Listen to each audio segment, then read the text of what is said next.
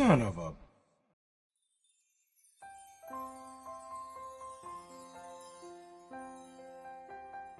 $1.87.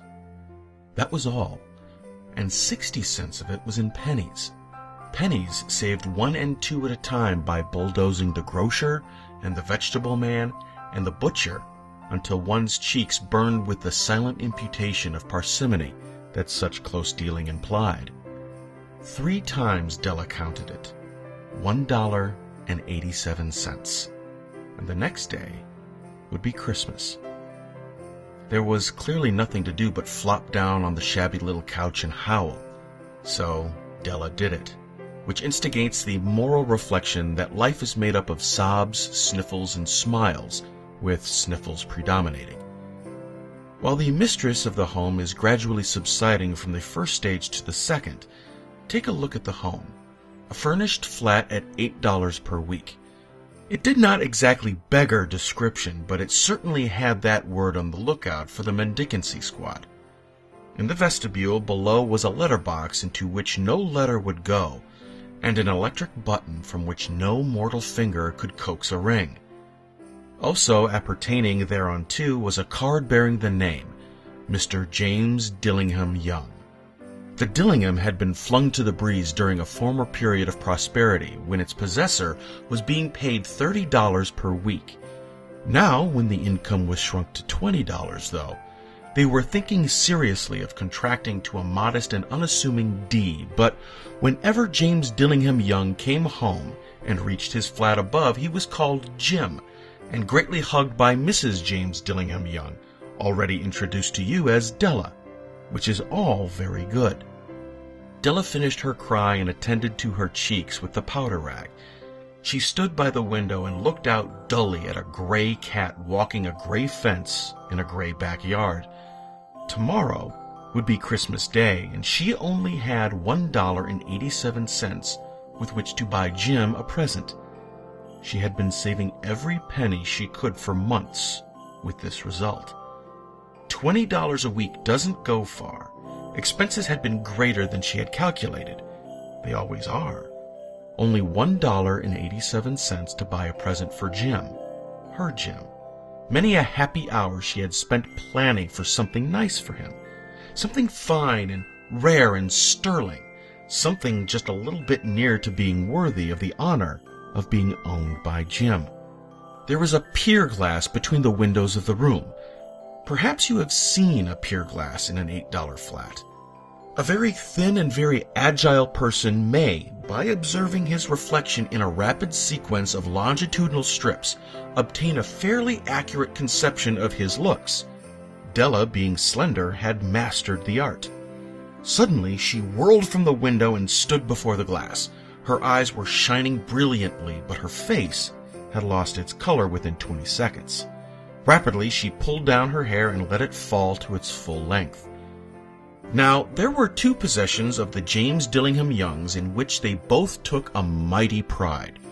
One was Jim's gold watch that had been his father's and his grandfather's. The other was Della's hair. Had the Queen of Sheba lived in the flat across the air shaft, Della would have let her hair hang out the window some day to dry, just to depreciate Her Majesty's jewels and gifts. Had King Solomon been the janitor, with all his treasures piled up in the basement, Jim would have pulled out his watch every time he passed, just to see him pluck at his beard from envy. So now Della's beautiful hair fell about her, rippling and shining like a cascade of brown waters. It reached below her knee and made itself almost a garment for her. And then she did it up again nervously and quickly. Once she faltered for a minute and stood still while a tear or two splashed on the worn red carpet. On went her old brown jacket, on went her old brown hat. With a whirl of skirts and with the brilliant sparkle still in her eyes, she fluttered out the door and down the stairs to the street. Where she stopped, the sign read, Madame Sofronie, hair goods of all kinds. Madame, large, too white, chilly, hardly looked a Sofronie. "Will you buy my hair?" asked Della. "I buy hair," said Madame.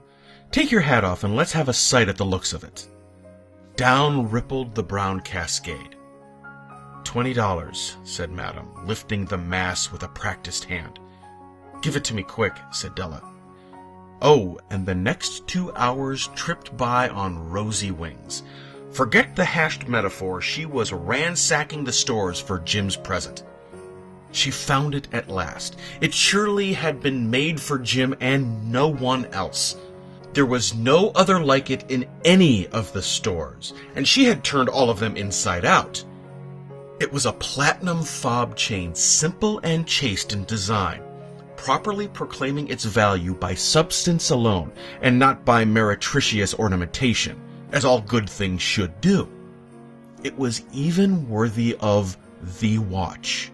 As soon as she saw it, she knew that it must be Jim's. It was like him. Quietness and value, the description applied to both. $21 they took from her for it, and she hurried home with the 87 cents. With that chain on his watch, Jim might be properly anxious about the time in any company.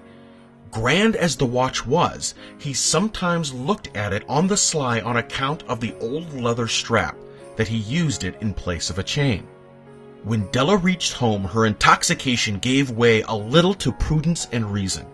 She got out her curling irons and lightened the gas and went to work repairing the ravages made by generosity added to love, which is always a tremendous task, dear friends, a mammoth task.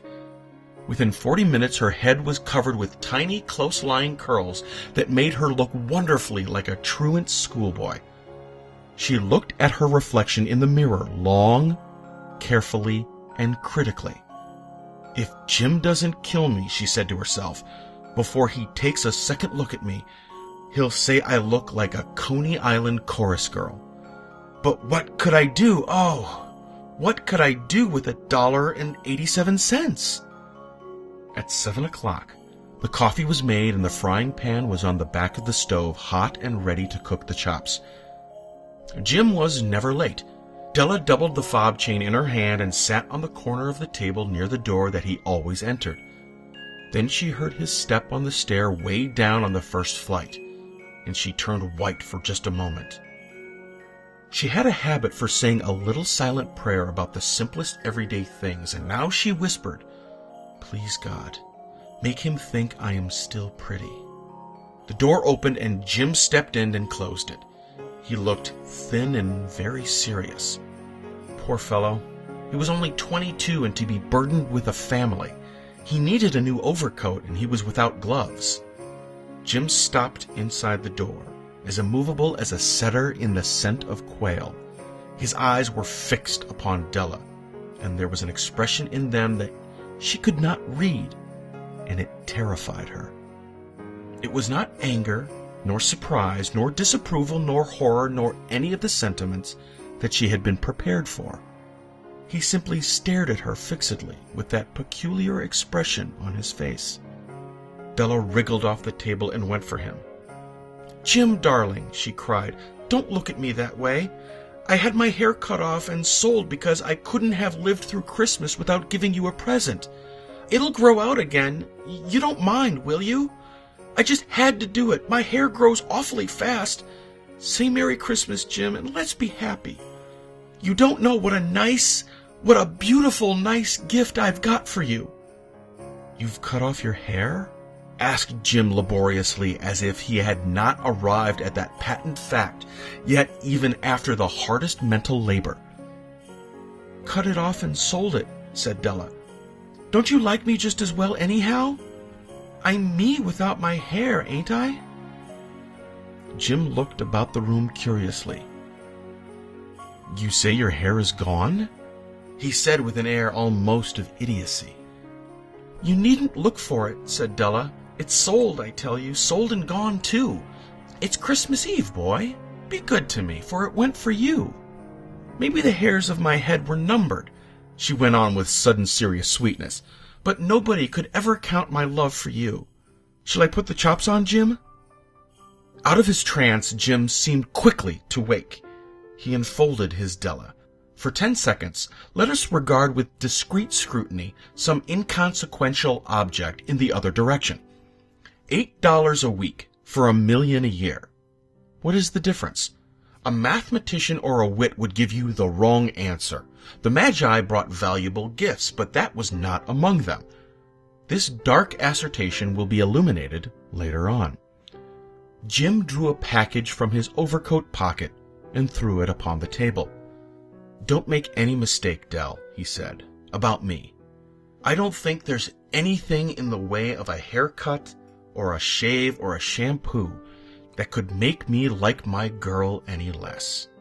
But if you'll unwrap that package, you may see why you had me going a while at first."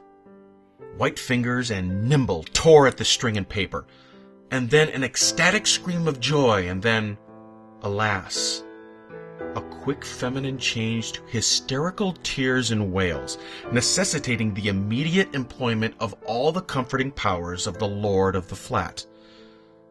For there lay the combs, the set of combs side and back that Della had worshipped long in a Broadway window.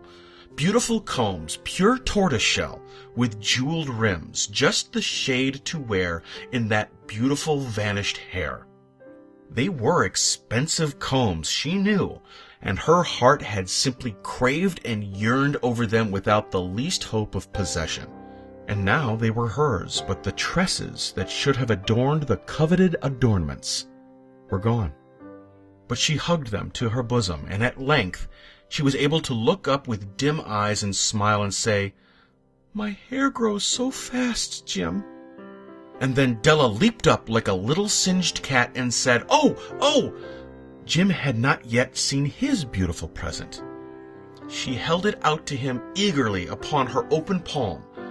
The dull, precious metal seemed to flash with a reflection of her bright and ardent spirit.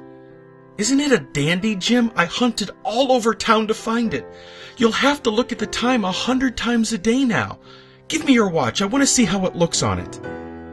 Instead of obeying, Jim tumbled down to the couch and put his hands under the back of his head and smiled. "Dell," said he, "they're too nice to use just at present. I sold the watch to get the money to buy your combs. And now, suppose you put the chops on." The Magi, as you know, were wise men, wonderfully wise men who brought gifts to the babe in the manger. They invented the art of giving Christmas presents. Being wise, their gifts were no doubt wise ones, possibly bearing the privilege of exchange in case of duplication.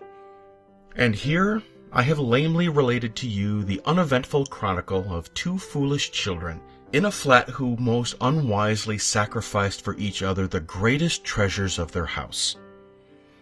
But, in a last word to the wise of these days, let it be said that of all who give gifts, these two were the wisest. Oh, all who give and receive gifts, such as they are wisest. Everywhere they are wisest. They are the Magi.